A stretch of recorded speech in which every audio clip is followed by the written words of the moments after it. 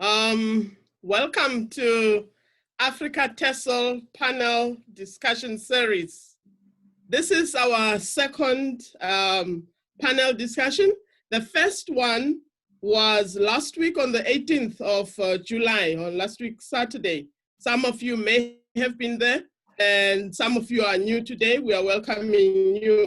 The purpose of these panel discussions is to give teachers, English teachers in Africa and in other continents, a sense of how to develop personally, professionally, and in terms of leadership as individuals and as associations as we go on. And so for us to reach that goal, as Africa TESOL, we decided to invite only the best.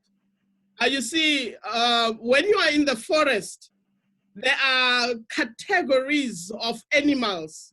There are important animals like giraffes, elephants, lions, and then you have these ordinary animals like rabbits, and then the list goes on and on. For this series, and in particular for this today's panel, we decided we will leave the ordinary animals alone and will only go for the giants in the forest. So I assure you that you are not going to be sorry for attending this panel today. You are much welcome to listen, and later you will be given a chance to ask questions and interact with our panelists. Moderating this panel today is Retabile Mawela from South Africa. I am the Publications Officer of Africa TESOL. My colleague, Aymen, is going to moderate this panel with me. He is the President of Africa TESOL. Of interest today is the fact that Aymen is also one of the editors of the book that we are to discuss today. And so we, just like I promised you, we only have the best for you today. I'm going to ask Aymen to say hi to the people, to the audience. Just say hello to everyone. them. Hi. Before you begin your moderating duties for today, I would like you to answer this question first. What was the purpose of this book? Over to you. Thank you. All right. Thank you very much, Retabile. Thank you, everyone, for joining us.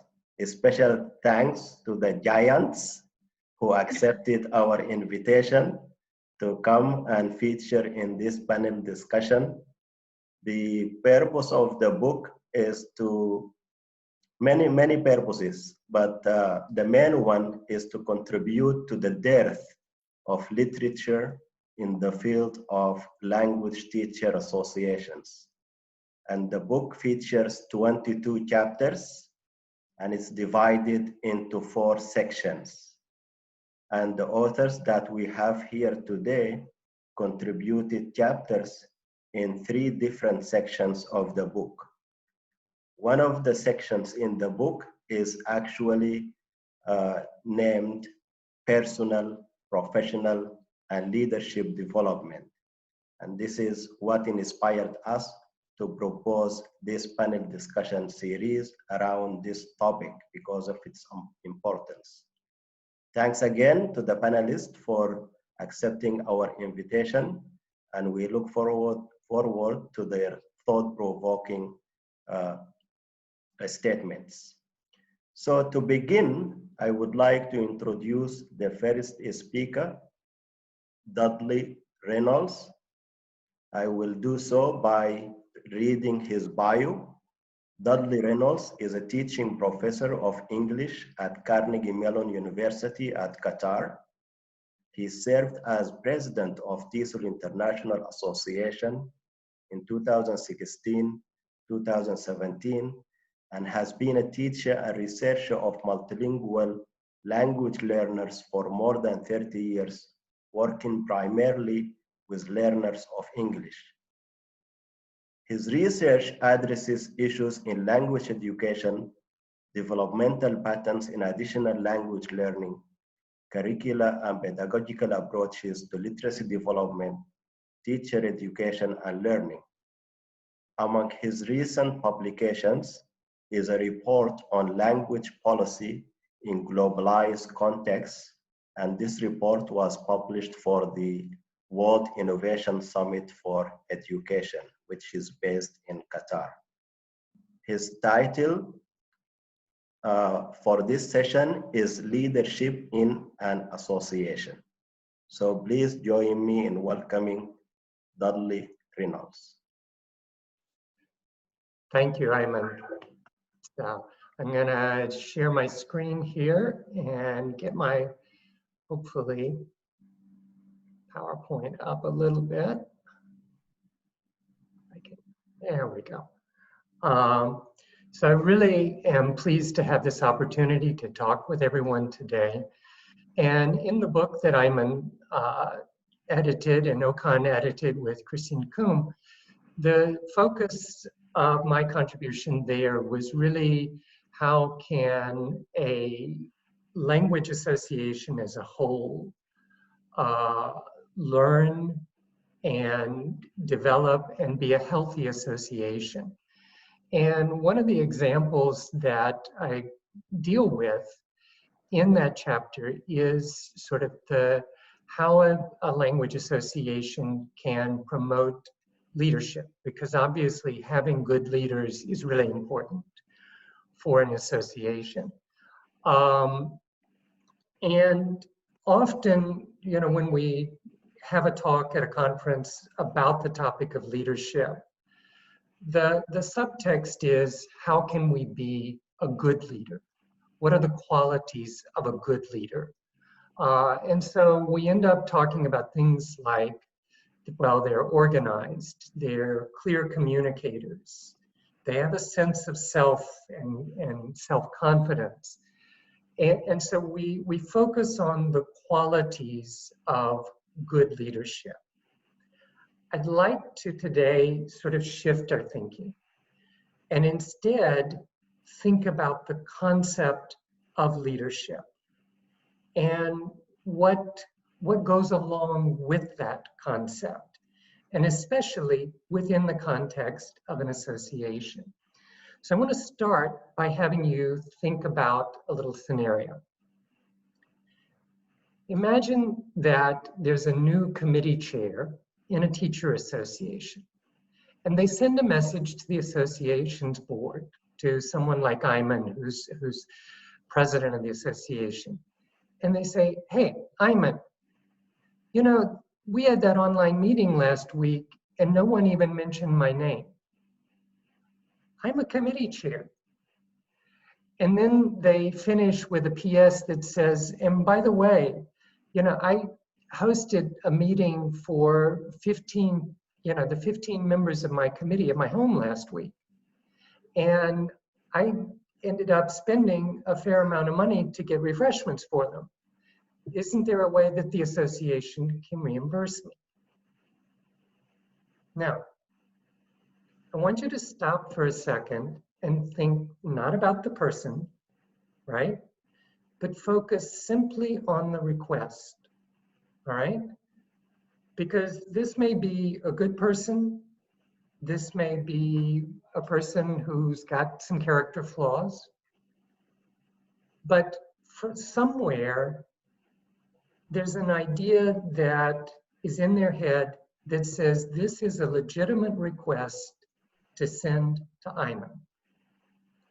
And I'd like us to think for a moment where that idea comes from.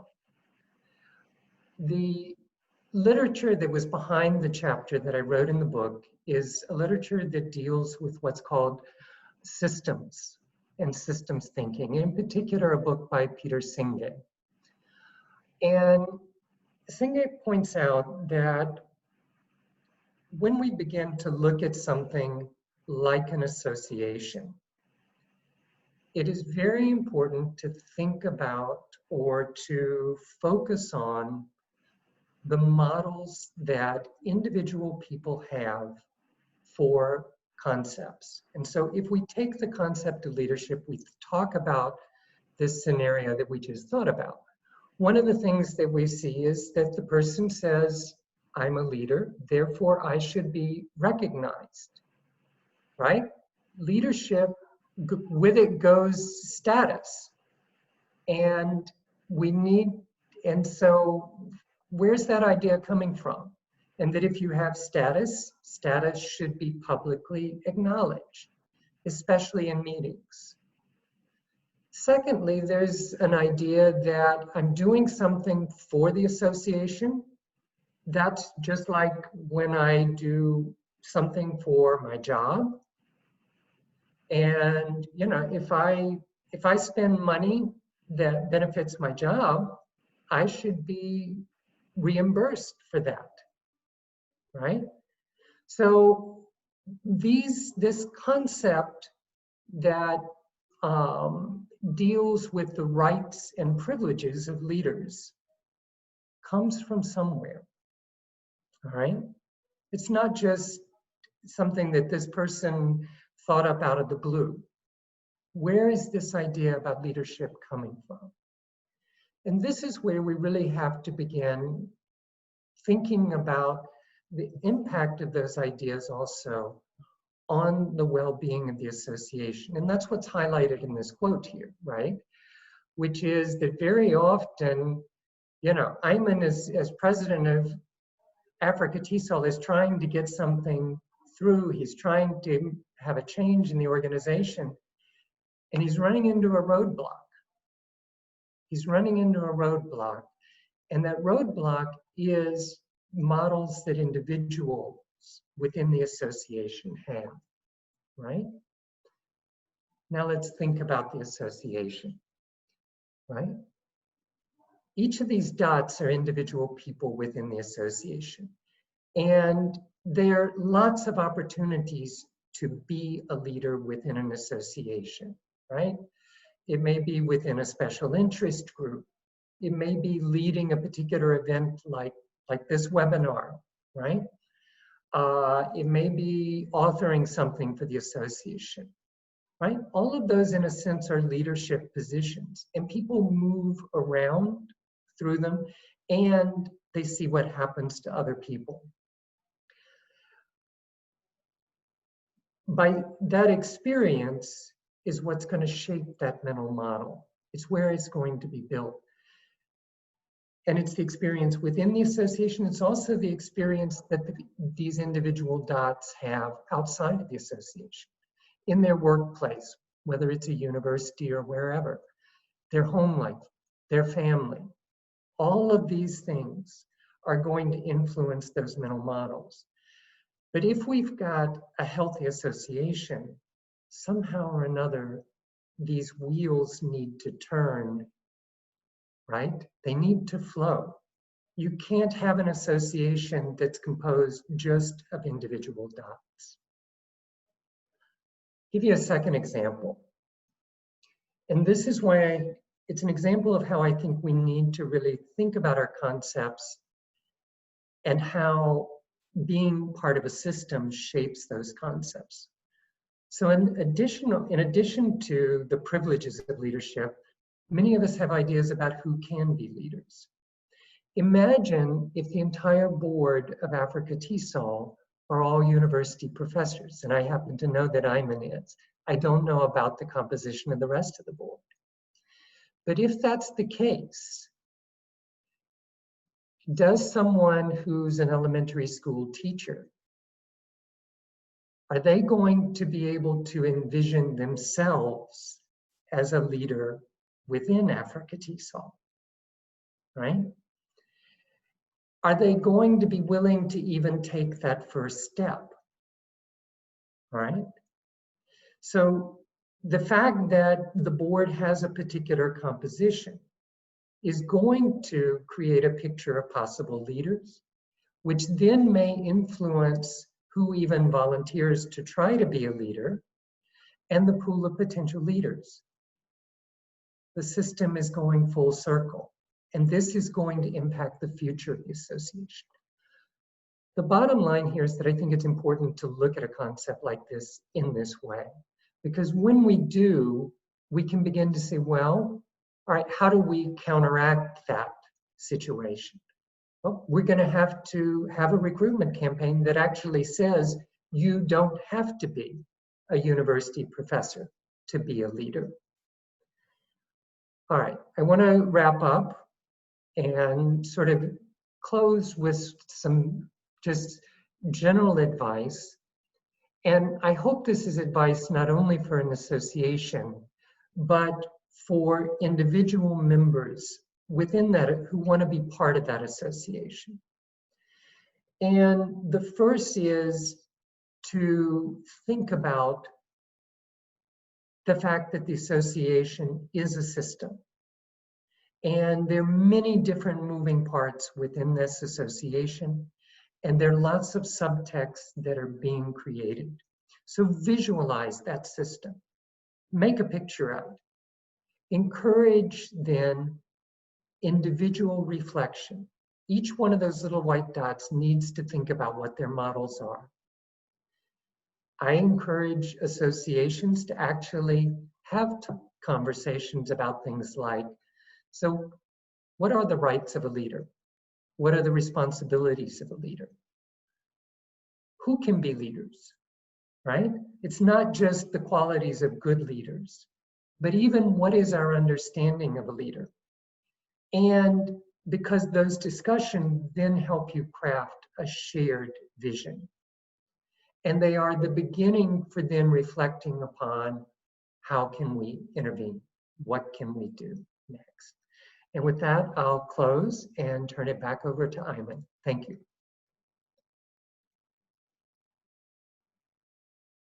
And Aymen, you're muted. Thank you very much, Dudley. That was 10 minutes exactly. Thanks a lot for helping us understand that associations should be looked at as a system. And just to respond to your query about Africa TESOL, we have one board member who is a school teacher, and we hope to attract more. Thank you very much, Dudley. So our next speaker is going to share with us leadership emergence within TESOL, Mexico TESOL. Her name is Araceli Salas, and she has a PhD in language science and an MA in ELT. Araceli is a professor/researcher in the Benemérita Universidad Autónoma de Puebla. It's a Spanish name. I hope I succeeded in pronouncing it correctly. And that is located in Mexico City.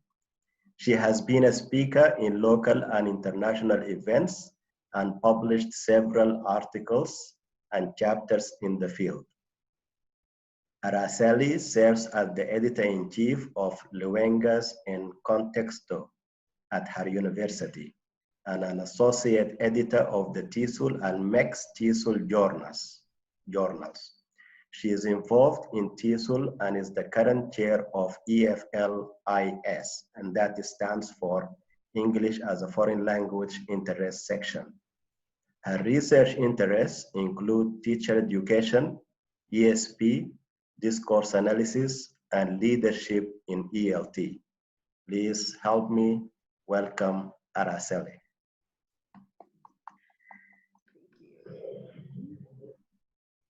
Okay, let's see. Let me see if I can. Okay. Hello, everybody. First, I want to thank Africa TESOL for giving me this opportunity to participate with you in the personal, professional, and leadership development talks. Thank you very much. It is an honor for me to be here. Well, my corner of the prairie is in Puebla, in Mexico. 2 hours from Mexico City. It's very near from Mexico City. And one of the characteristics, something that characterizes Puebla is our volcano. Have you heard about it? It's the Smoky Mountain, and it's called Popocatépetl. That would be more difficult for you, I mean, to pronounce, but okay, that's a Nahuatl word, and it means Smoky Mountain. What I want to share with you is the chapter that I wrote together with Uli Schroeder, who I saw in the chat. And we both wrote this research-based chapter when we were in the academic committee of TESOL. And that was about 3 years ago. And this is part of what we did during that term. Well, Dudley has already talked a lot about associations, but we based our research and our chapter on Lamb's definition. He defined language teacher associations as networks of professionals run by and for professionals. And that is what I see in Africa TESOL. I was impressed by all the things you have been doing. I became interested in Africa TESOL when I met Okon, when I met Aymen and other people, and you're doing a great job. I saw your webpage and I really, really loved it. So you agree with me that language teacher associations are the places where teachers grow and where teachers exchange knowledge and ideas. But who's going to organize everything? Who's going to take everybody to where they want to go? Leaders. And leaders, and I wrote these in small letters, just like in contracts. Nobody reads the small letters, but leaders are usually, well, are, at least in our association, they are volunteers. We are volunteers who devote their time, their life, their knowledge, everything they have in the benefit of the association. And why? Why teachers? Teachers, because teachers seem to be in their natural place, in their natural environment, being in the front of people, so they are regarded as natural leaders. But being a leader of their own peers is not easy, as it may involve prestige and power. And I can see your smiles. Yes, it's not that easy. It's a lot of work behind. And also leadership is very important because it is considered one of the soft skills in the 21st century. So we have now established some basis on this. And I'm going to talk about the context of our study. TESOL is one of the biggest and oldest affiliates created. It was founded in 1973. There are millions of Mexicans, and many of us are English teachers. So in average, about 2,000 or even more attendees go to the annual convention. Who's going to organize those people, or that huge amount of people? Leaders, yes. And in our study, we wanted to identify the ways in which leaders emerge and develop in an ELT, in a language teacher association, in order to add knowledge that might empower teachers who are willing to take the lead in this and in other language teacher associations. We had our participants were 6 members in leadership roles in all these big associations. And we send them a questionnaire. Because of time constraints, I'm not going to talk, but you can always contact me and I will gladly help you and share with you what we did in more detail. We send them a questionnaire, and among the results we found, people say, well, people express their reasons for volunteering to be a leader. And I know that many of you will agree with these participants in Mexico. Leaders volunteer because they have the need to do something for other teachers. Because that way, in a language association, in a teacher language association, we can provide a space for teachers and students to share experiences and improve their practice. And during the affiliate sessions, they talked about the importance of having students in associations as a way of paying back all they had received when they started as teachers, to take a bit of the conference to their own city. Unfortunately, not teachers, and especially in a big country as Mexico, not all teachers can go to conferences, neither Mestizo, neither TESOL. So they want to take part of this conference, part of the experience to their city, and to become involved in teamwork with other local English teachers. Those were the reasons our participants mentioned. And yes, Dudley, we will talk about characteristics. And these were the characteristics leaders must have according to our participants, and in the order they mentioned these characteristics. And in the first place, confirming with what you were saying, we have communications. Leaders communicate. Leaders of an association communicate what they want, what they are doing, what they want to do, their responsibility, commitment, collaboration, team building, goal setting, motivation, and respect, in that order. But something that was really interesting is that we could identify the patterns and in the stages of leadership in language teachers associations. We asked our participants to tell us their trajectory in the association, and we could identify these stages. First, recruitment, volunteering, or pre-leadership. And this is something that leaders have to pay attention. Who has that interest? Who is willing to spend time? Who is willing to volunteer the time in leadership? That's pre-service. Once they are identified and they are in strategic places, they are in service, but they still need to be supervised and trained by leaders. But there is a time when these leaders can stand out, can stand up by themselves. And you were also saying that they are recognized as leaders. That is their time. That is their time to do things, to change, to innovate. They start doing things, and then post-service. And we know how much wisdom, how much richness there is in leaders who are now in this post-service stage.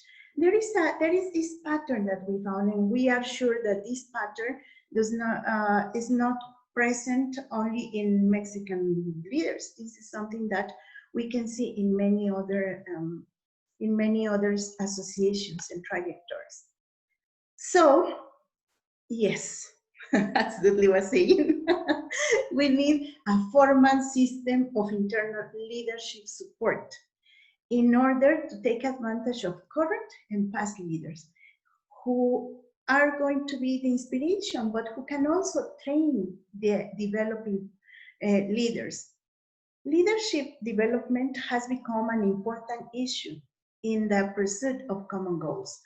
Who's going to organize everything? Who's going to take members to their destination, to the desired destination?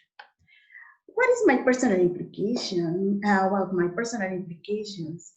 I think that leadership, or a synonym of leadership, is serving. And this serving involves, especially in the times we're living, kindness, care, empathy, and solidarity. Generosity. A leader is generous with their time, with their characteristics, but also leaders and servers of associations encourage people to become leaders too. And why is that important? Because being a leader serves or helps in both ways, giving and taking. Members, associations grow, but also the leader grows. Yes, and these are the other corners of my prairie. TESOL, the English as a foreign language intersection, the TESOL journal and the Mixed TESOL journal, where I am also honored to serve as a leader.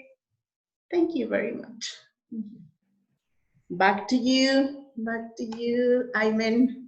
Okay, thank you very much, Araceli, for giving us a lot of insights on leadership, and that you grounded this experience on your own experience as a leader in Mixed TESOL, as well as TESOL. Currently, you are editor-in-chief of a journal, and you are also the chair of EFL Intersection. Thank you very much. I will now turn it over to my colleague, Rita Belli, to introduce the rest of the speakers.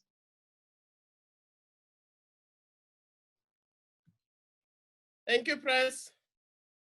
The next presenter is Dr. Okon Effiong. He hails from Nigeria and teaches English in the foundation program at Qatar University, where he is the chair of the conference planning committee. He has a vast experience in teaching in Nigeria, the UK, and Japan. Okon is the founder of Africa TESOL. He is also the former president of the association and the past president of Qatar TESOL, and is now a member of the board of directors of TESOL International. Now note this, he is the first Black African to serve on TESOL board of directors. This is a big step. We are all proud of him for this. His research interests span across language teachers associations, professional development, leadership, and foreign language anxiety. He loves dancing, he loves cooking, and reggae music. Yeah! Over to you, Okon. Thank you very much, Rejoice. I like to call you Rejoice, not Retabile, because Rejoice is more musical. I like to start by saying that, as the saying goes, a child who washes his hands very clean can dine with the kings and queens. 14 years ago, when I started my MA TESOL, Dr. Bailey was my professor. I never thought that one day I would be on the same panel with my professor talking today. So I'm very pleased to have Dr. Bailey on a panel today, and I'm sure that every student remembers a good teacher. And I also have Dudley with me here, who is also in Qatar, former president of TESOL. Dudley has witnessed my growth, leadership growth over the years. Dr. Bailey has witnessed my growth as a leader, professionally, and then personally. So my talk is going to be about a blend of the three aspects: personal, professional, leadership development, but the focus is going to be on Africa. I want to talk directly to teachers in Africa so that they can look at me and know that, yes, I can do it too. So next is, my slide is not moving. Hold on, technology. Okay, here, Aymen and I conducted a study, which is about this book here. And we were trying to find out how Africa TESOL and the affiliates can help our teachers in Africa develop professionally.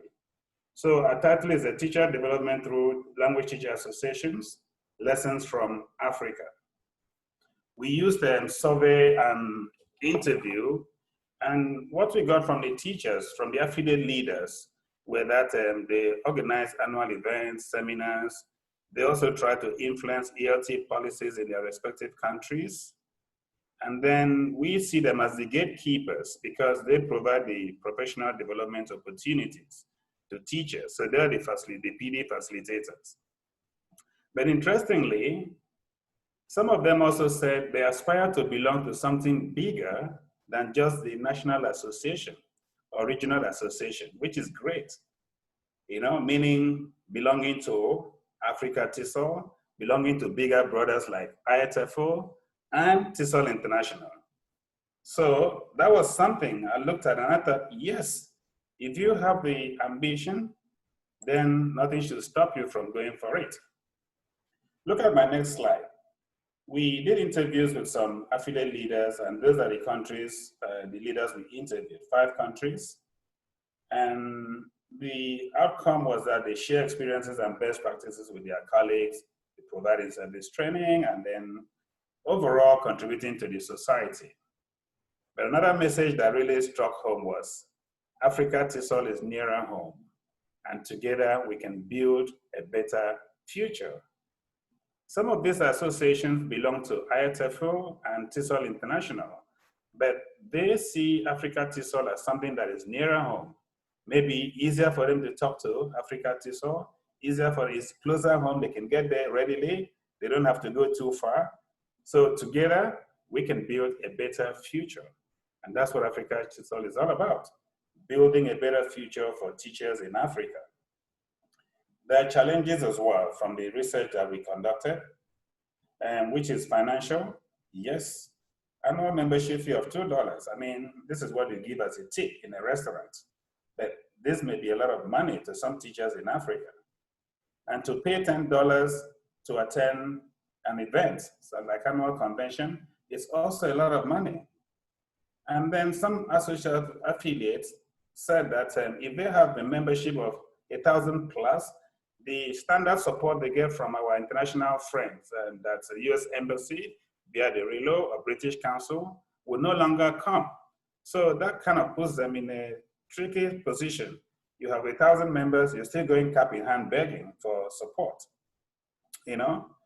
So, and then they also agree that if they put a good show, provide nice quality events, then they might be able to increase their revenue. But the problem again is volunteerism.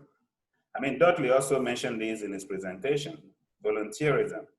Some individuals may expect dollars because, oh, you're coming from these, you are dealing with RELOs and British Council, we expect to get some dollars for our time. It doesn't work like that. You know, this is a humanitarian service. It's something that you do from your heart. It's with love you do it. And this is a sacrifice. I mean, traditionally, you can see that people who are involved in language teacher associations, they don't really publish in those blue chip journals, those high index journals. You don't see their names because they're busy trying to provide opportunities for others to grow. We are the proverbial carpenters. We keep building people's doors, but we don't build any for our homes. So when you volunteer, you're not asking for anything. You just want to do it because you love what you're doing. You are helping your colleagues to grow in the profession. Which might also explain, which is something I'm going to talk about later, about having been seeing the same faces again and again, year in, year out, because the few who are committed will continue to stay in position. And because other people are not ready to give their time, their money, their effort, so you see the same faces every year as leaders. So that again is something we need to look at. Okay, so back to what Dudley was saying. Who, how, what is the legacy? Who are we doing this for? It's for us, it's for them, it's for the teachers. So when we talk about personal, professional leadership development, personal, yeah, personal is for me, that's me, personal. Professional, for me and for others. Leadership, for me and for others. How do we do this? how do we ensure that it's not just about me, it's not about me, but also others? It's by bringing people in, you know, trying to put across the benefits of helping people, looking for like-minded people, which is why we have community of practice. So we come together and do this. What about the legacy? At the end of the day, whatever it is you put down will be remembered years later. So it's not what you're beginning now. Maybe 20 years later, 100 years later, people might remember what you started, and that might be your benefit. Imagine the big artists, you know, all the famous artists 400 years ago, they're selling their work now for half a million or 500 million or $200 million. When they drew those things, they were not even worth 10 cents. They're long dead. So, but then their legacy lives on. This is the way I look at what we're doing in the field. And I also think that people who are coming into this should be looking at it like that, not looking for instant benefit, because they're none. Okay, so my time is running out. So let me say, I want to talk to my sisters and brothers in Africa. When we talk about leadership, what about succession planning? We see the same faces year in, year out. Africa TESOL is not going to be like that. We want people to succeed us. We're not going to stay there forever or for too long. Aymen and I and Hint are outside the continent. Harry Kucha, the ITF president, is our advisor. 4 of us are outside the continent. We want Africa TESOL for African teachers in Africa.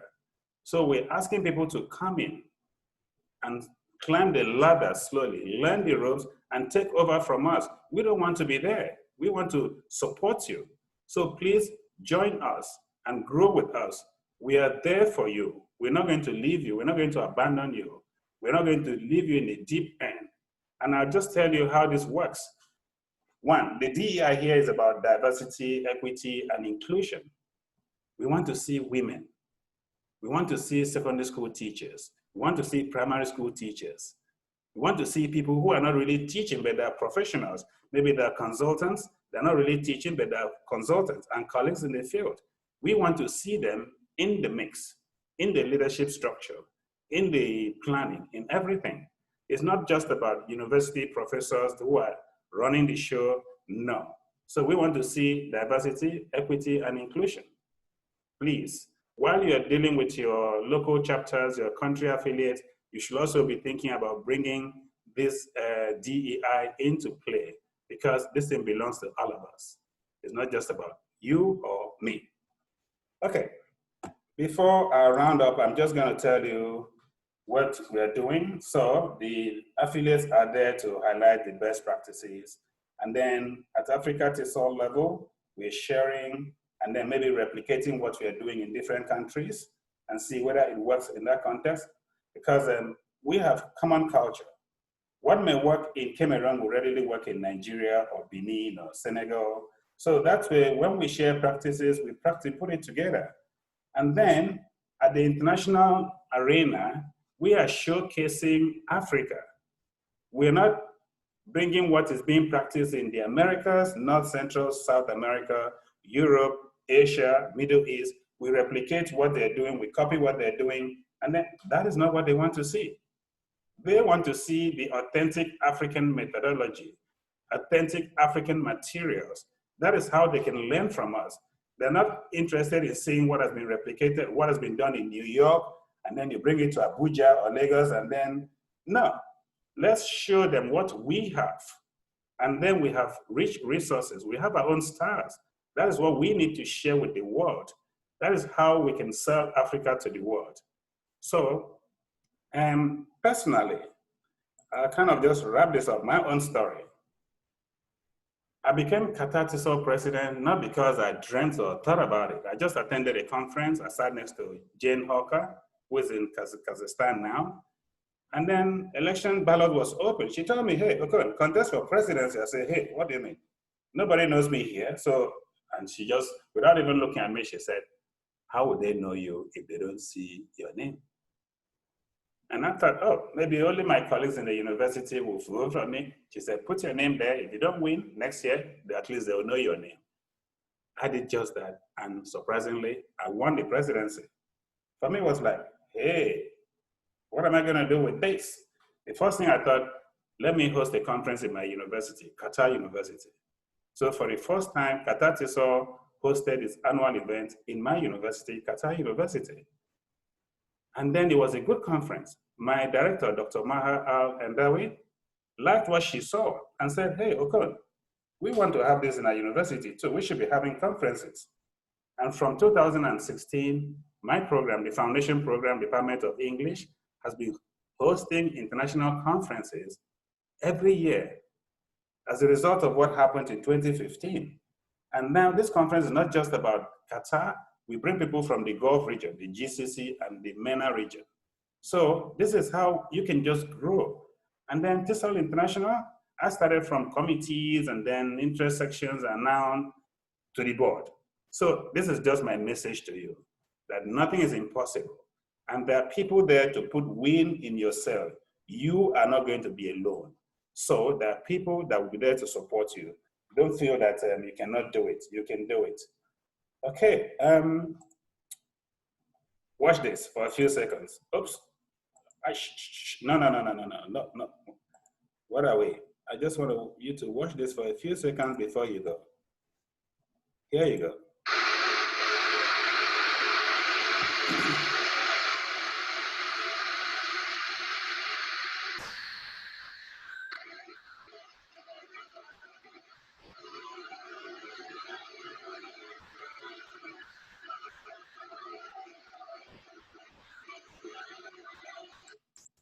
Okay, that's a video of a classroom where the roofing sheet has gone off and it's raining and the classroom is flooded, but learning is taking place. You can see the student there, the children there are writing. The teacher was the one videoing. Any distraction you saw there was probably because the children were looking at the teacher, but learning was taking place. It's flooded, but that's just the way it is.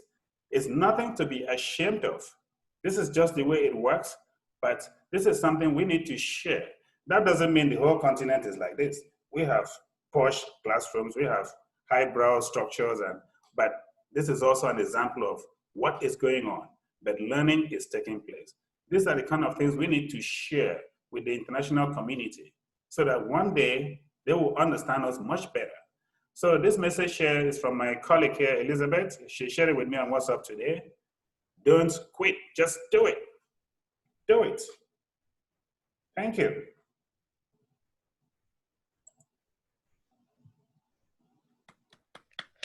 Thank you, Okon. Thank you very much. I like the expression that you used. When a child washes his hands, he can partake of the meal with the elders. We, as ordinary teachers in the remote parts of Africa, in the remote part of whatever continent you're in, if you wash your hands clean, you can partake of a meal with the elders. In other words, it is possible for all of us to develop professionally and get to the highest points. Thank you very much. The next panelist is Patricia. Am I right? Okay, Patricia Saws. She's an Associate Dean for Language and Professional Programs at the Middlebury Institute of International Studies at Monterey. She received her bachelor's degree in English Language and Literature from the University of Michigan and her master's degree in TESOL from Middlebury Institute of International Studies. She is former, now listen carefully, she is former treasurer of the, and also past president of English USA, that is the American Association of Intensive English Programs, and a former board member of California Teachers of English to Speakers of Other Languages. She is currently pursuing her Doctor of Education degree at Johns Hopkins University with a specialization in entrepreneurial leadership in education. Very big words. I do not even know what those mean. But just like I said, we have only brought the giants today, and that is why they all have such long lists of achievements. Thank you very much. Patricia, over to you. Thank you so very much. And I want to thank everyone for inviting me to be part of this panel today. I'm going to split my time with my esteemed colleague, Dr. Kathy Bailey. We co-wrote a chapter for the book about language teacher associations.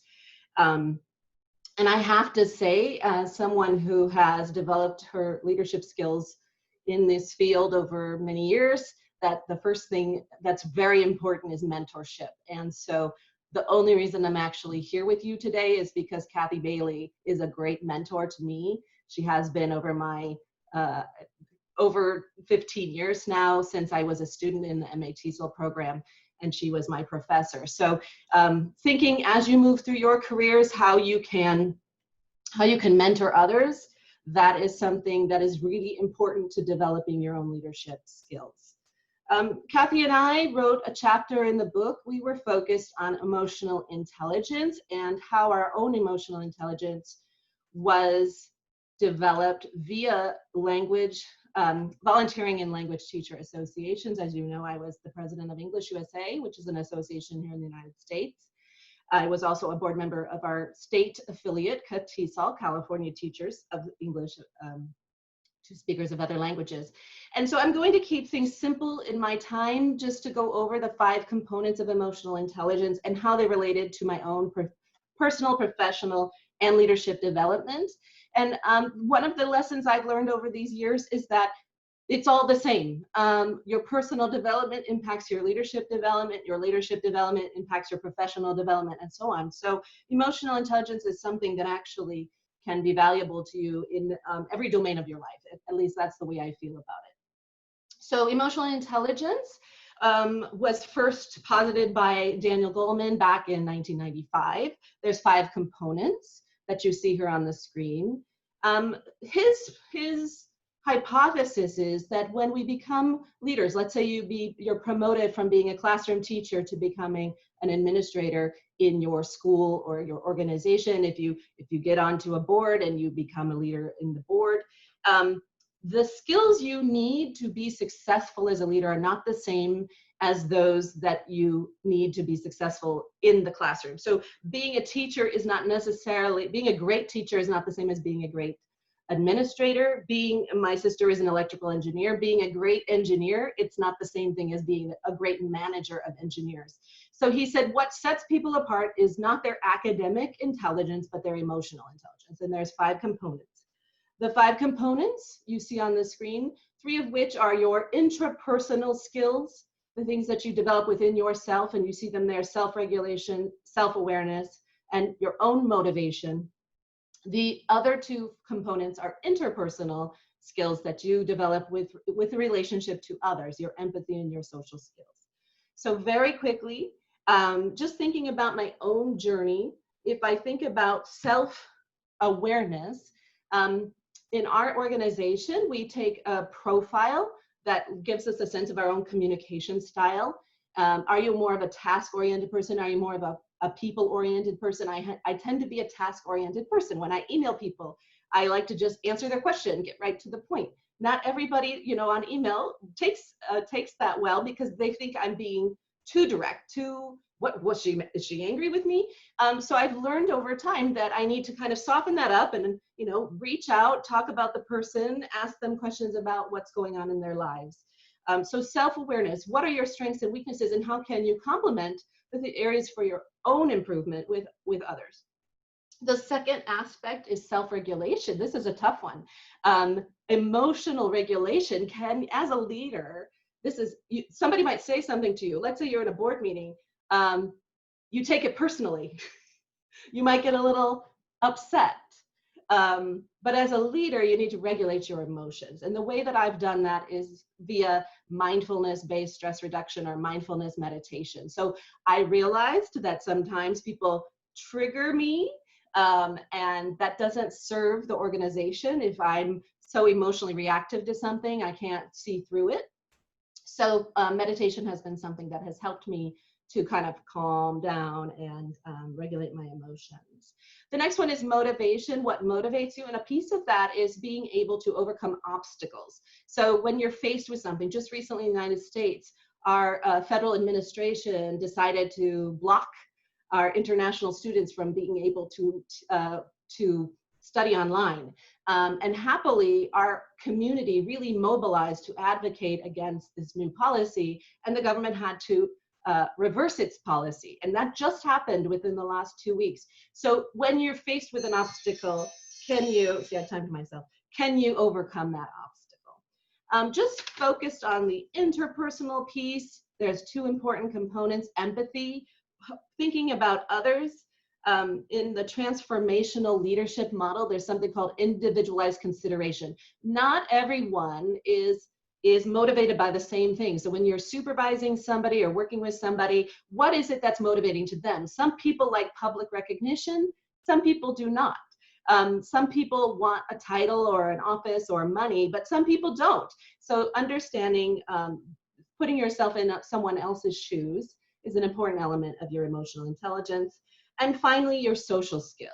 Can you persuade others to come along with you on this journey? That's an important social skill. And that is something I have definitely developed over time. I was extremely introverted as a teenager. I worked in retail and I was very nervous and shy. And over the years, I've become more and more extroverted in my work, in my professional life. So the nice thing about emotional intelligence is that it is something you can develop. These are all skills that you can continue to work on. As teachers, we are lifelong learners. So I am continuing to work on this journey. And with that, I will then turn it over to my, back to the panel for the rest of the presentation and my colleague, Kathy Bailey. Thanks. Thank you, Patricia. Excellent presentation. I like your detailed description of emotional intelligence. That's beautiful. And I think that is exactly where challenges are, especially the first self this and self that. I think to conquer oneself it's a very difficult thing, but thank you very much for that. The next presenter who shares the same chapter with Patricia is Dr. Kathleen Bailey. She is a professor of applied linguistics. I think this is the one who is Okon's teacher. Nice. This is the giant we've been talking about at the Middlebury Institute of International Studies at Monterey, and the academic advisor of TESOL and TFL students in that institute. She has been the president of TESOL and the president of American Association for Applied Linguistics. Since 2009, she has been the president and chairperson of Board of Trustees of International Research Foundation for English Language Educators. She is the recipient of, she is going to mention these names herself, I hope, because I am seeing these words for the first time. She is the recipient of the LTAS Award for Service to International TESOL Association, and a recipient of 3 Excellence in Teaching Awards at Middlebury Institute, and the Heinle Sengain or Tengain, I don't know, in my language I would say Tengain, a Lifetime Achievement Award. And I hope she will take 30 seconds to explain what this means. But as you can see, she's loaded with a lot of awards, which is a sign of hard work that she has been doing. Over to you, Kathleen. Thank you. Thank you so much for that nice introduction. I hope everybody can hear me all right. My internet connection is very unstable, so if I disappear, I'll come back as quickly as I can. It's an honor to be on this panel with you all today, and I'm so appreciative to the organizers. And of course, lovely to see Okon again. I see Patricia regularly. Nice to meet Dudley again, and Araceli too.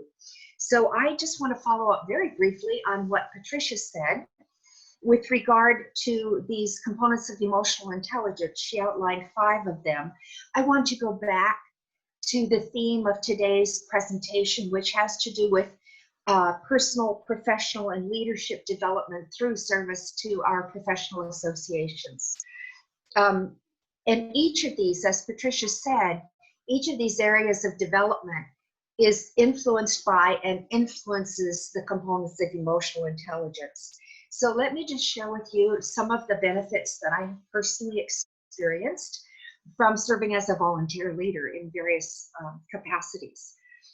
So the professional development for me has been primarily, this is going to sound like 3 of the 4 skills, but primarily in the areas of listening, speaking, and writing. I had to learn to write very quickly for a general audience. I had to learn to speak very quickly and often without preparation for a general audience at conferences and so on, in addition to speaking frequently with preparation. One of my most important professional areas of development has been in learning to be a better listener, listening more carefully, listening longer before I jump in and say something.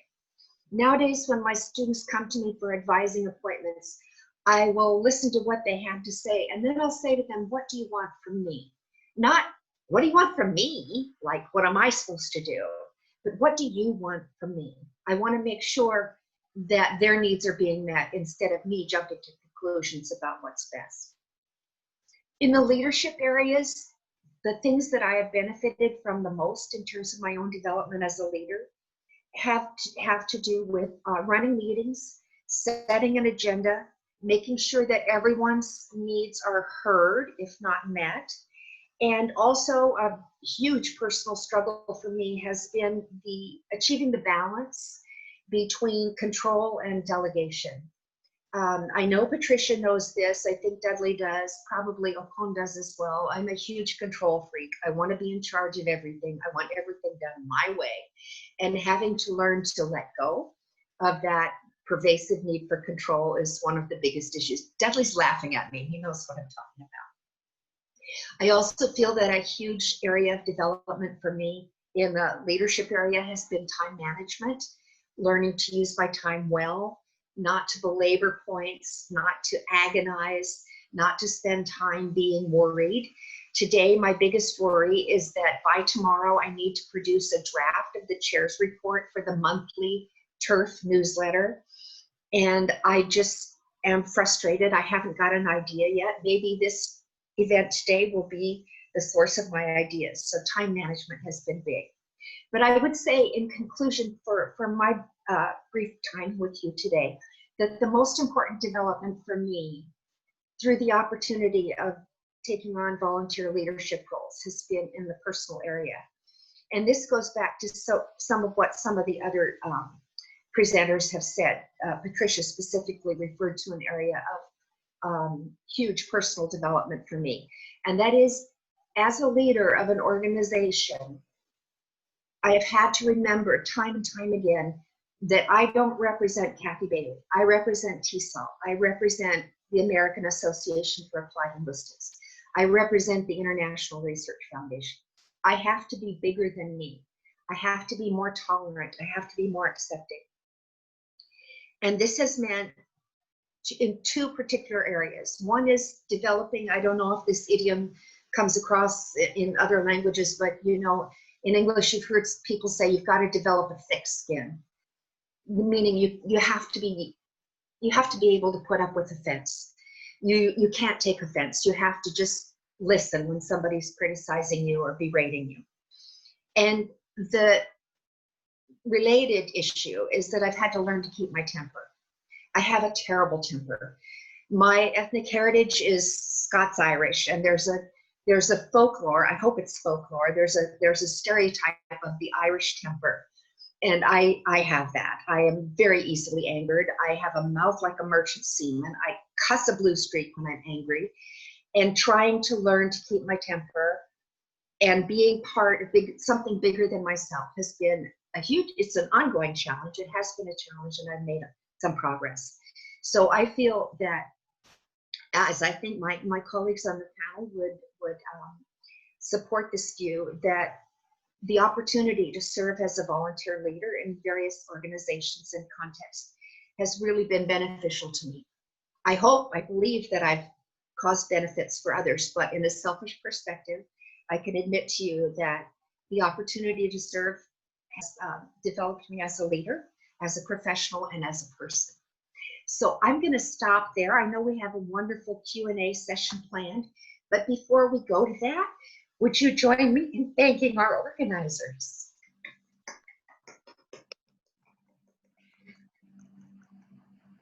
Thank you so much. Thank you, Kathy. Thank you very much. Beautiful, detailed explanation there. Thank you to all of you members of the panel. We've really enjoyed sitting at your feet, as you shared insights from the chapters that you wrote and from your experiences in general. As I've been reading the chapters from your book and as I've been listening to you now, giving insights from what you wrote, I seem to be picking that in order for development to take place and for growth and expansion to take place, teacher associations need to provide opportunities for individuals to grow. And I'm also picking from your presentations that in order for individual teachers to develop professionally, they need there's one golden thread that I'm picking from all of you, and that is motivation. You all talk about motivation from different angles, but it looks like in order for one to volunteer, in order for one to be to serve, in order for one to grow and blah, blah, in order for one to be a leader, all those things, they seem to require motivation. How can we motivate ordinary people like me in Africa, in other remote parts of the world? Motivation. I don't want it to be a difficult question, but I want you to talk to us, just maybe each one of you or some of you, on motivation. How do we get people to be motivated?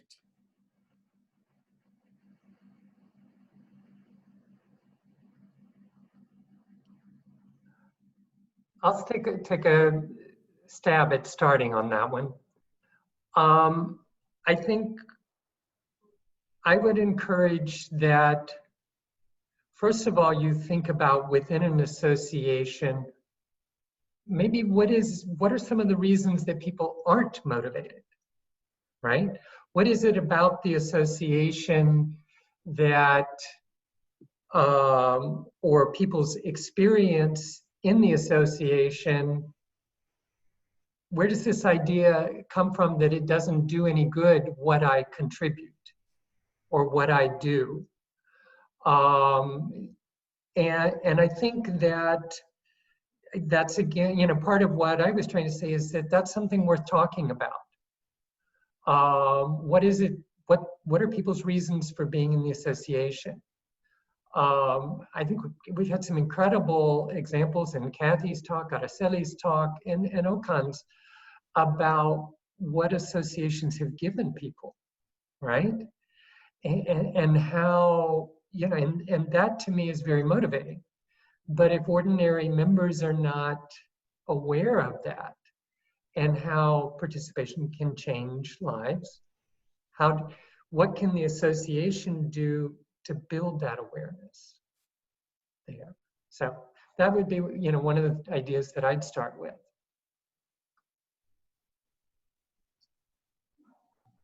Thank you. Excellent. Any other one to add to that? I can build on what Dudley said. I would say two pieces. One is this key issue that Araceli mentioned about encouragement.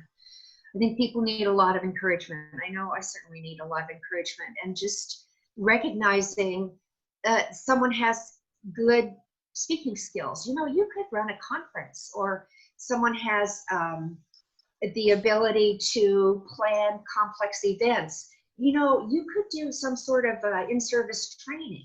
So if you encourage people and recognize the things that they're already good at, that may encourage them to go beyond their comfort zone, right? And then the second thing I would say is baby steps, small steps. I was talking with a friend yesterday who is, he's retired now, but he was a swimming coach. And he was telling me the most important thing about teaching kids to swim is putting your face in the water. That's the first lesson, put your face in the water. The second lesson is put your face in the water and blow bubbles. The third lesson is put your face in the water and blow a really big bubble. And the fourth lesson is put your face in the water and blow bubbles for as long as you can before you come up for a breath. And I think we could go on with your face in the water and all different kinds of variations on blowing bubbles, but I think starting with a small job and feeling success at that is a tremendous blessing and a boon to motivation. That would be my reaction. That was actually exactly what I was going to say, is give people small jobs, little things to kind of lure them in. For me, for English USA, I was the director of the intensive English program on campus, and there was no one else like me. And when I took, Kathy runs a language program administration certificate program at our school. When I was in that program, they said, find people like you to mentor you. And I found it through the association. I got to the first event I ever went to, and I was like, oh my gosh, these are my people. They get it. They understand what I'm dealing with. So I just little by little did a little bit more. You know, could you just serve on a, could you just talk on a panel? Could you just do this small, could you write a little blurb for the newsletter? And then over time, I ended up becoming the president, but I didn't start being the president, right? And Okon talked about encouragement as well. Like someone sat next to him and said, why don't you put your name in there? So that mentorship piece is also important. Sometimes you don't realize how motivated you are until you start looking around, as you were saying, and you start and you see seeds blooming and growing, and in that moment you know that you can't fail what you started. Yes, it's like that motivation comes from you, from within you, and it goes around. There is no day that I don't feel motivated to keep going for steps my students, my people, the achievements they make. When you are in that position, you can't stop your motivation. I just want to say that it's a two-way question, like, what is in it for me? And then you ask, what do you want? Mm-hmm. Once you can find an answer to those two questions, the midpoint is where the motivation starts. Yeah. Thank you. Beautiful responses indeed. Over to you, Press. Okay, thank you very much, Billy. Thank you, the panelists, for the insights you have shared with us. I have a question, and then we'll turn over to questions from the audience. My question is inspired by a recent article that I read about professionalism in teaching associations. So the question is two-pronged. How can teacher associations become relevant to teachers' changing contexts and also meet the interest of their non-members?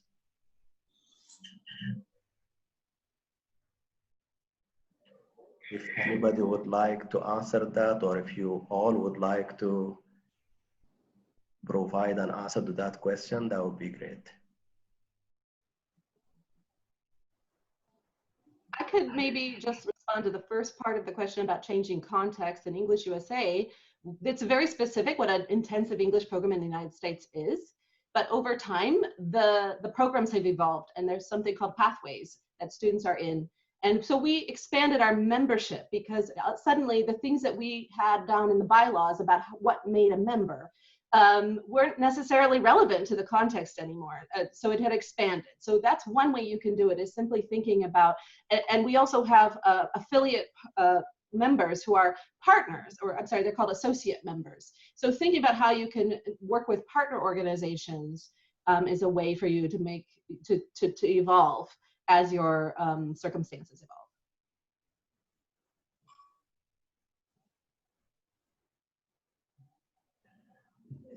I'll jump in on it. I think when you begin to talk about how can you serve people who aren't members and how can you reach out, you're beginning to talk about the mission and vision of the association. Why are you there? You know, and professional associations are not social clubs, right? They're not simply a place to go and meet people and have fun and serve the needs just of the members. That most professional associations will have a vision that says we want to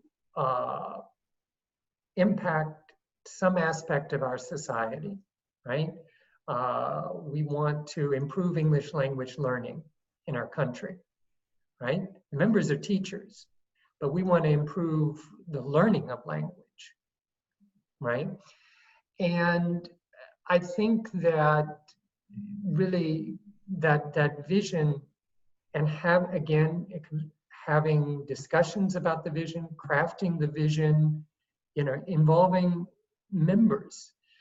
And this goes back to the first question about motivation. For me, I've always said that one of the reasons that I am willing to serve and volunteer for TESOL International Association is because of what TESOL International Association does in the world, right? It's not how it helps me. It's that I realize that an association can do a lot more than I can as an individual.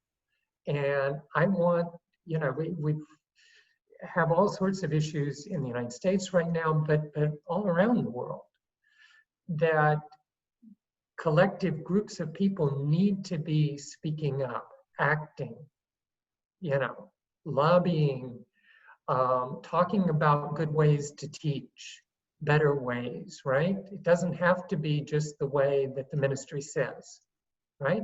If you don't like it, then you need your professional association to be speaking up about that. So, and I think that creates, there's a washback effect. When you focus on outside, you become stronger inside. Mm-hmm.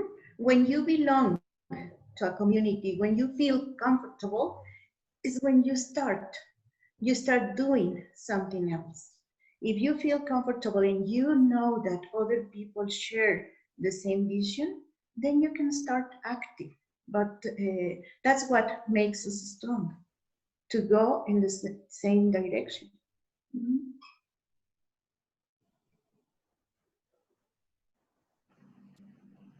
Okay, thank you very much. I would love to hear from all of you, but we have a lot of questions in the Q&A box, and we would like to go through at least some of them. We have also received questions from Facebook, and they are posted in the Q&A box. The first question, I believe, came during Dudley's talk. It says, then belonging to any association can be a synonym of sacrifice. Yeah, I think the answer is yes. I think it should be. I think we need, and remember that sacrifice isn't just about pain, right? We become better people when we learn how to sacrifice. We learn how to be part of society and achieve things together. So, you know, yes, I readily accept that, but as long as you let me say that sacrifice isn't all bad. So. It's a matter of choice. You choose what you want to, how you want to spend your time, how you want to spend the time that you have for other things. It's not a sacrifice. It's a matter of making decisions. on what you want to do. All right, great, thank you. The second question comes from Facebook. What is the difference between volunteers and professional service providers? If anyone would like to answer that question, that would be great.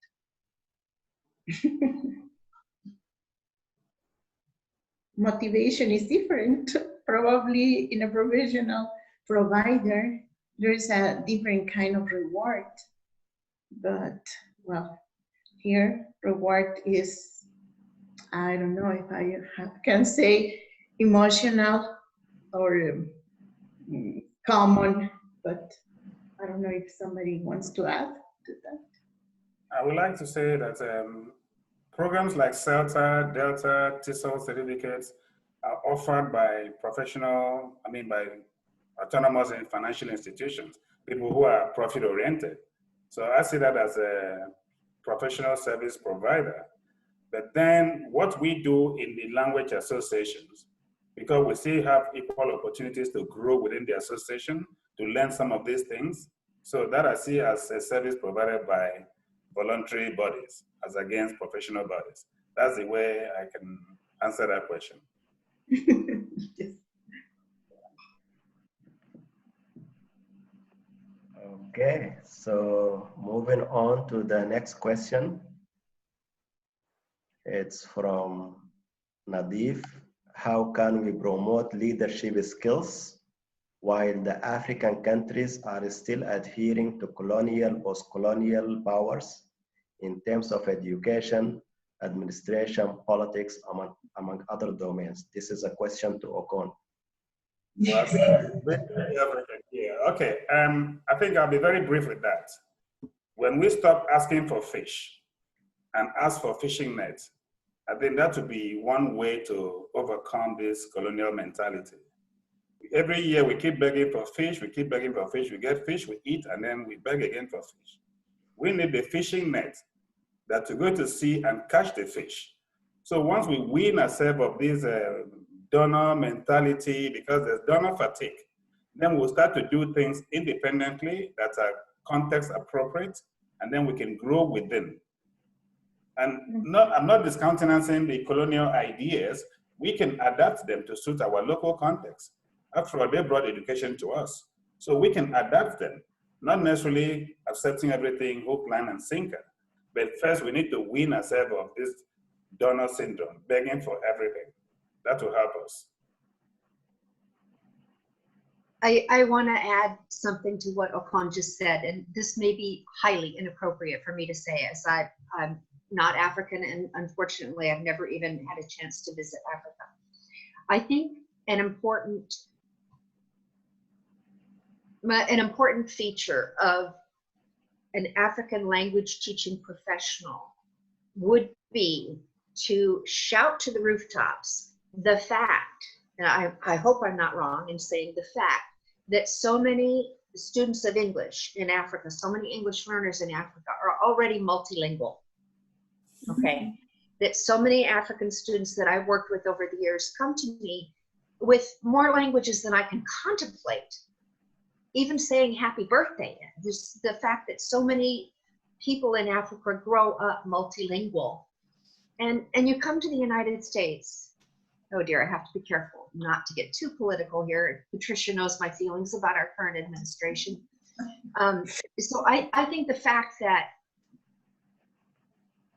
African learners of English are probably already much more linguistically sophisticated in terms of their proficiency, if not their meta-language knowledge, than the average American, Australian, Canadian, Brit, whatever.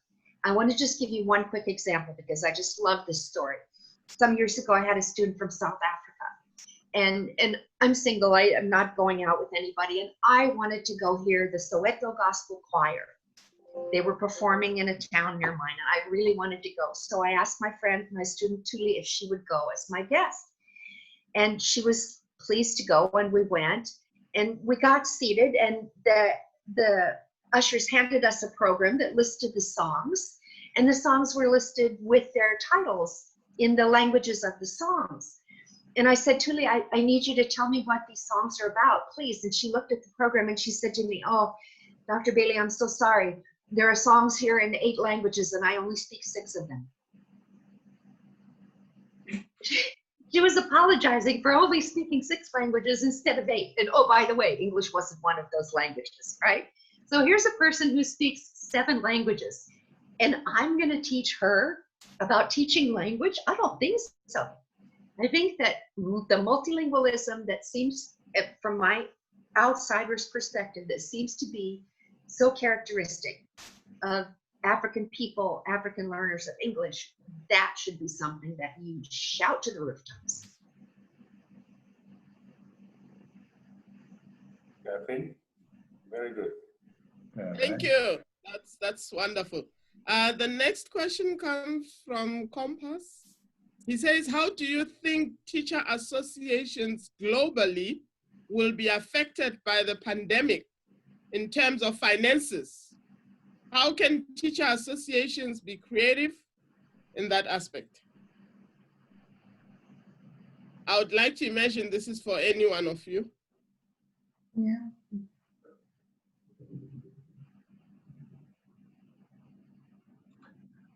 I'm going to jump in on that one. Clearly, associations, things like budgets are being impacted, and that impacts what associations can do, what they can pay someone to do for them, right? We're also in a time where members are dealing with very difficult situations locally, which is distracting, right? If you are all of a sudden homeschooling your children, you're having to put hours in to do that while still trying to keep your job. And now your association wants you to volunteer on top of that. So there are lots of stresses. But I think also there are lots of opportunities. I think what we're involved in right now is something that, I didn't see professional associations doing a year ago on the scale that they're doing now. I have had some amazing interactions just in the past 3 months that with an international scope that I never imagined. I sat in on the TESOL International Virtual Conference a week or so ago, and I was so incredibly happy to see a level of participation and interaction that, in 32 years of going to TESOL conferences, I hadn't seen before, all right? So it is recognizing and accepting, yes, it is a stressful time. It is not losing hope, but also seeing that maybe we're going to have to volunteer more because we're not going to be able, as associations, to pay for things to be done for us. We have to talk more, we have to interact more, we have to take advantage of the digital world. And we have to stay focused on issues of mission. The world is pulling apart, right? And associations are the glue that keeps our world together. Something like TESOL International, the fact that we have how many ethnicities, nationalities, continents represented right now, at a time when political leaders on every continent are encouraging people to reject outsiders. We're creating right now a counter message to that, and we cannot let that message be silenced. Our work is more important than ever. And the ability as language teachers, right? You can see I get really, really passionate. But I think what language teachers do is they enable people to talk across languages, across cultures and beliefs. This world needs that more than ever, right? So I could, you can see you pushed a button for me, but I'm passionate about that. So. Thank you for that. The next quickly, just a to add. Sure, you may add. Africa TESOL is peculiar in the sense that we are a cashless association. When you hear cashless, it's about e-commerce, e-transaction, using credit card, but we don't have cash. So the pandemic came at a time that it's something like if you don't have it, you don't miss it.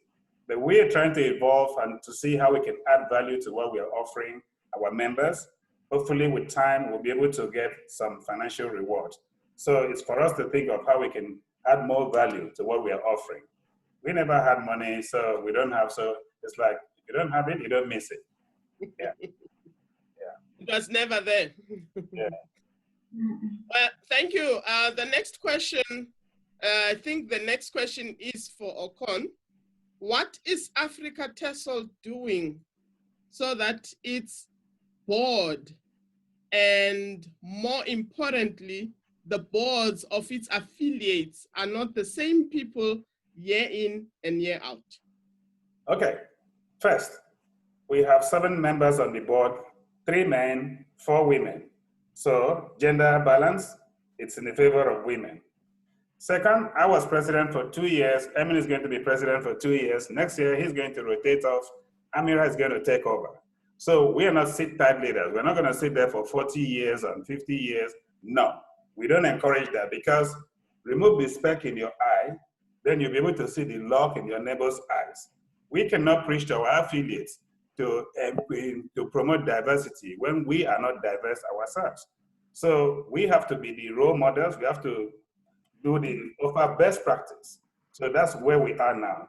So we need to talk to our affiliates in a subtle manner so that they can understand where we are coming from, so that they can reflect this diversity in everything they do.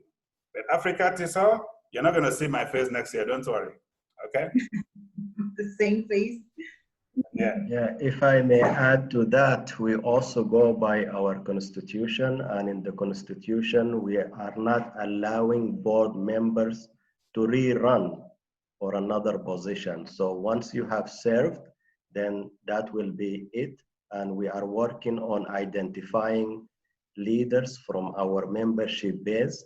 And we don't have power over our affiliates, but what we can do with them, as Okon mentioned, is provide advice, and we do provide training in leadership and inclusivity for our affiliates.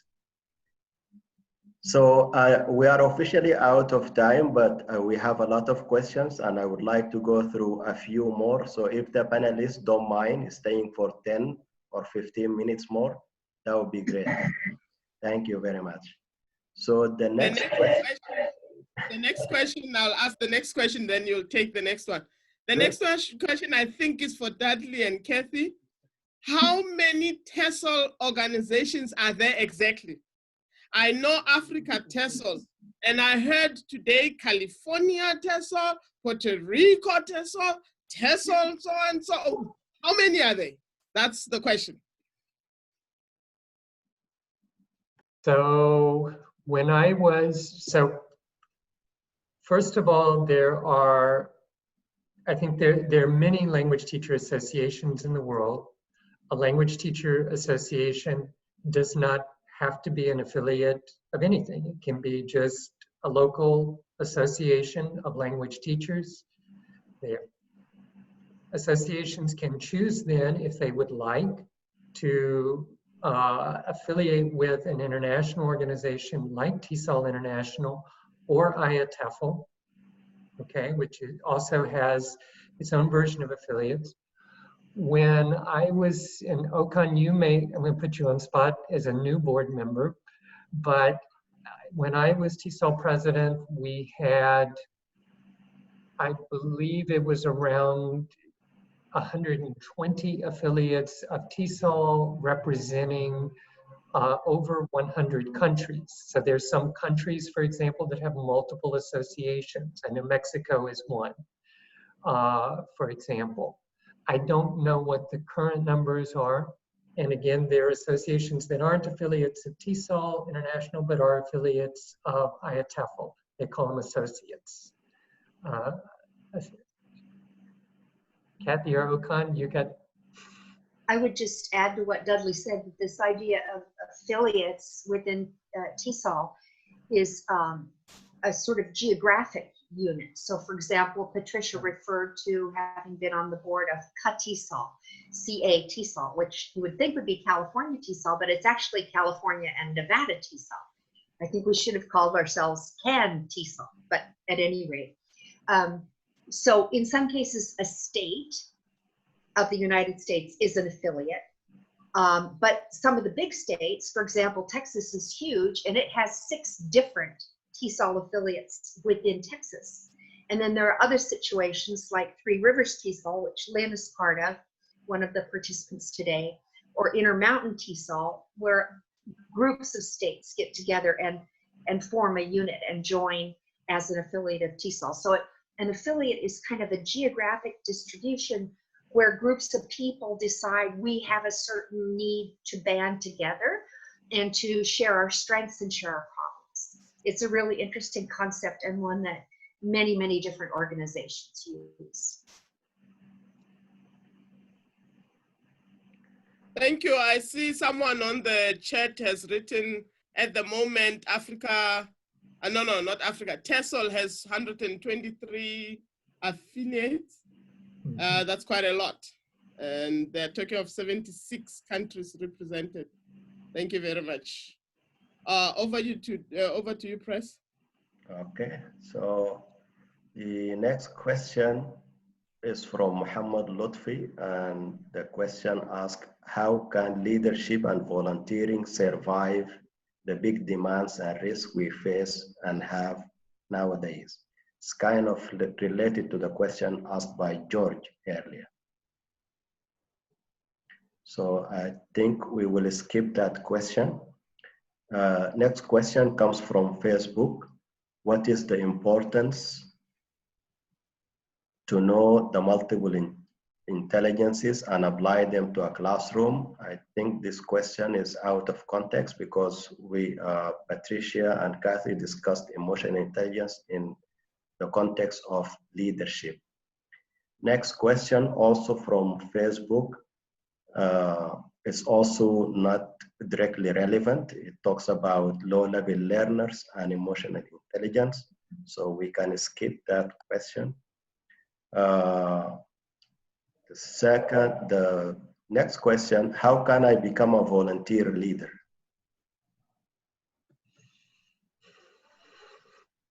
Volunteers are needed, leaders are needed. So you just have to go and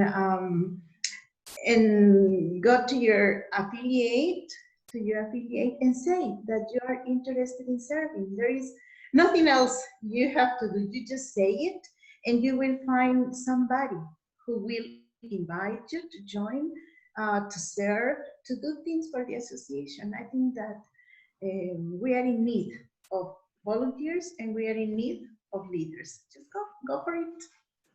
Welcome. We will welcome you. And service is not about glossing your CV. Service means service. Yes. To be able to offer service to the community, and then your CV can reflect that later. But individuals who are only interested in just having a title and put them on the CV without rendering the service cannot be seen as leaders. It's when you're actually rendering service that your potential as a leader will be identified and encouraged.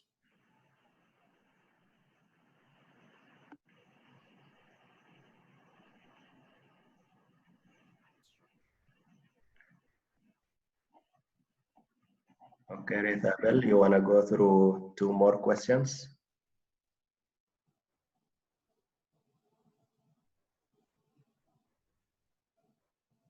There are quite a number of them, but I'll try and, Are there teacher associations that have formal mentoring programs? If so, how do they work? I think that people involved heavily in teacher associations are selfless. They invest their time, work, and personal resources, and not many people are willing to do that. Okay, sorry, Patricia, go. I'm a member of NAFSA, which is the Association of International Educators, and at their conferences, they actually set up coffees where you can meet with someone who is a young professional, and it might be just a short-term thing. I've also done a little bit of career advising for people who are you can go over, they do resume reviews. So you can just give people an idea of how to beef up their resume or CV when they're looking for a job. So I think that associations can play a role like that. And again, it might just be a small thing. You're already at the, if you're at the conference and you spend 15, 20 minutes speaking to a young professional, if you want to continue that relationship beyond that, of course you may, but starting small with these kind of small little gatherings that the association can organize. Africa TESOL has a research mentoring program, which is ongoing. That was started last year. We have individuals outside Africa who are mentoring budding researchers and secondary school and university. So that's going to be ongoing. Once we finish with this phase, we'll move on to the second phase. We also have in the works where 5 female speakers, female teachers in Africa will be mentored to become presenters at the international level. So that's another mentoring scheme. So we'll continue to grow and introduce more ideas as we have support from within and outside the continent. Thank you. This is a question for Kathy. She said people like much encouragement. As a leader, can we encourage a member or an individual who always makes mistakes? If no, what to do? And I just want to add that this question is from Abdullah, and Abdullah is a leader in our affiliate group from Guinea, Conakry.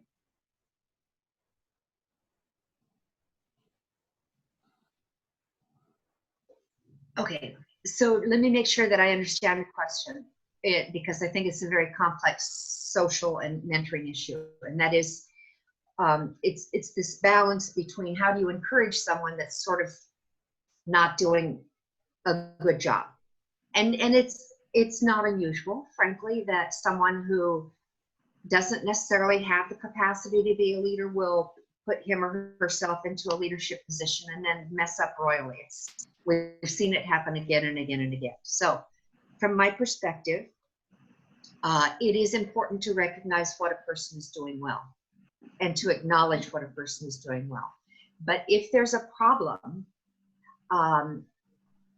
in a person's performance, whether it's a teacher you're supervising or a leader in your professional organization, whatever, if there's a problem in a person's performance, we need to talk directly but humanely. It helps if your organization has certain guidelines. So for example, let's go back to Dudley's opening presentation today, where someone wanted to be reimbursed for providing refreshments to a committee meeting. Okay, if you're the president of the association and you don't have a rule about providing money for refreshments or not providing money, then you're stuck with the decision.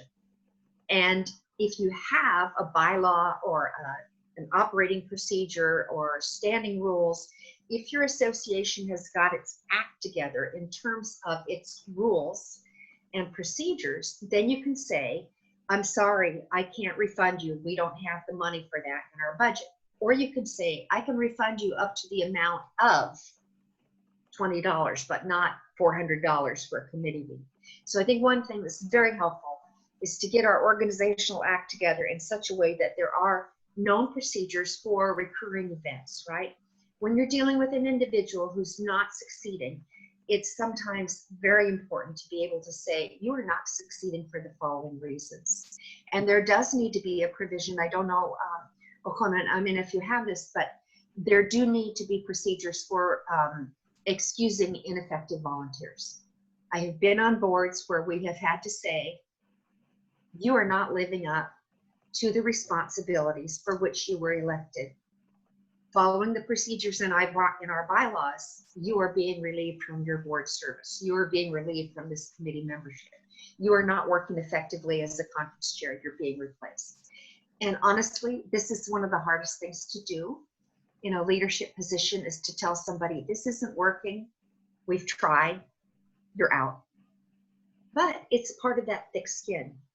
There are some things that I had to do as TESOL president, 1998 to 99, for which people still hate me. There are people in our profession who won't speak to me because of decisions that my board had to enact, and because I was the president, I was the one that delivered them. So be aware. I hope I'm not scaring off your next Africa TESOL president, Okon.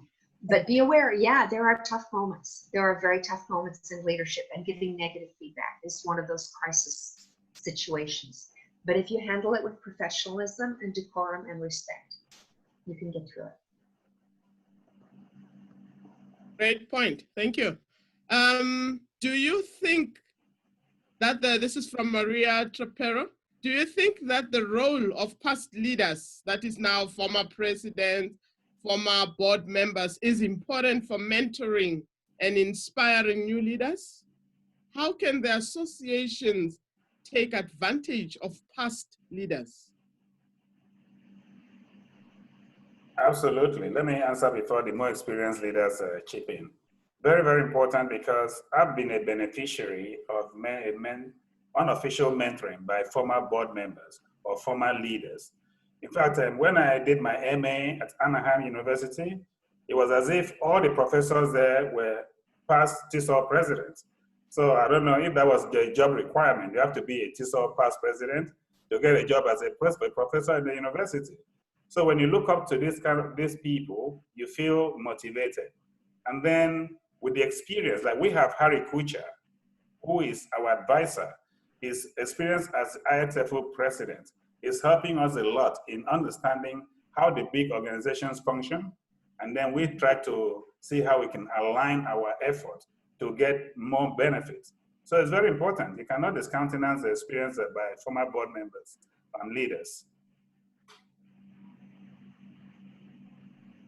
Can I just add one thing? I completely agree with what Okon just said, but former leaders have to be able to let go. Yeah. You don't want the TESOL president from 1999, 1998 making decisions for TESOL today, right? I can help. I cannot run the association. I should not run the association. I should know that past president is to be a past president is a great honor, and it includes some responsibilities, but you have to let go. You have to let today's leaders be the leaders. Correct. Powerful. Thank you. Over to you, Press.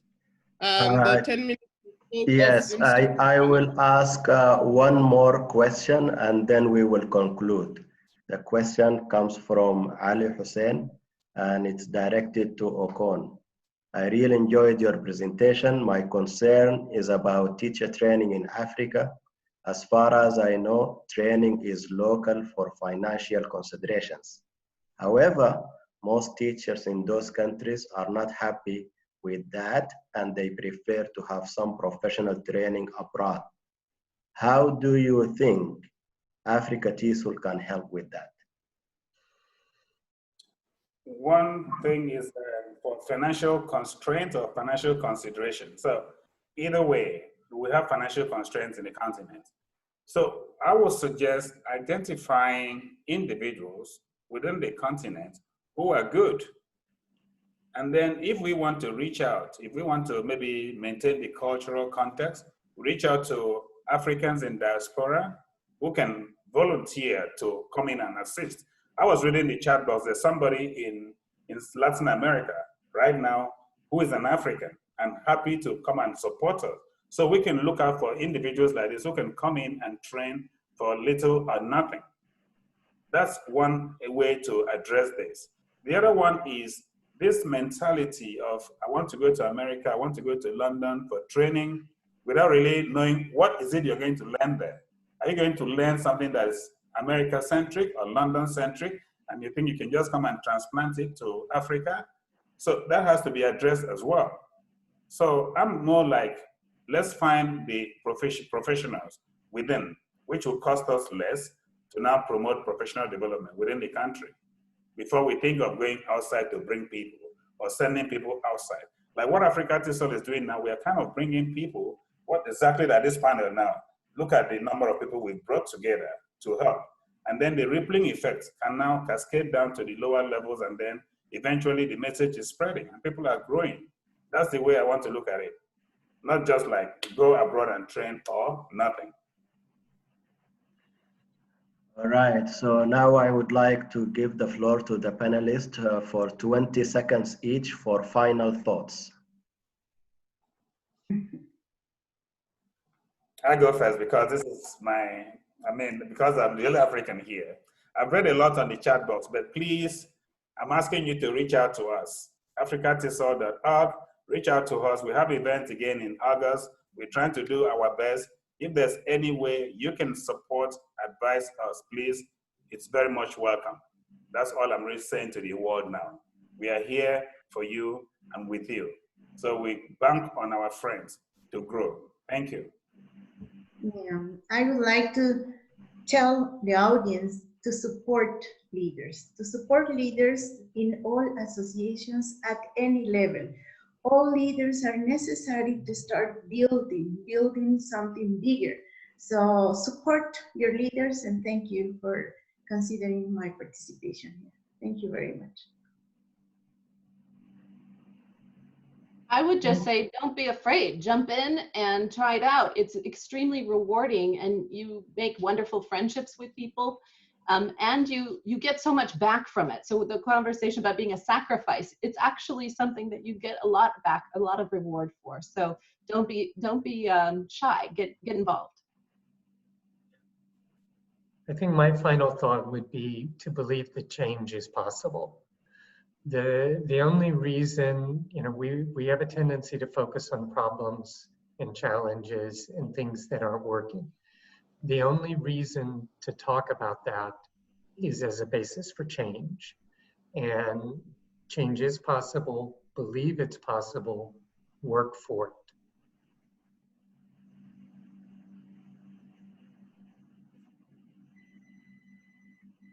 I'm sorry, I unmuted and my phone is ringing. I'm going to ignore it. It's my mom. I'll call her back. I think being a member of a professional association and getting involved in it is one of the most exciting, rewarding, and fun things you could possibly do. Some of my best friends in the world are people that I met through volunteer service. And they're people that I would not have met without that volunteer service. So as Patricia said, put your face in the water, blow some bubbles, meet some swimming companions. That's it. Thank you very much, all the panelists, for your time that you volunteered to be here with us and to share your interesting insights and perspectives. We really appreciate that. And let's give them a big round of applause virtually.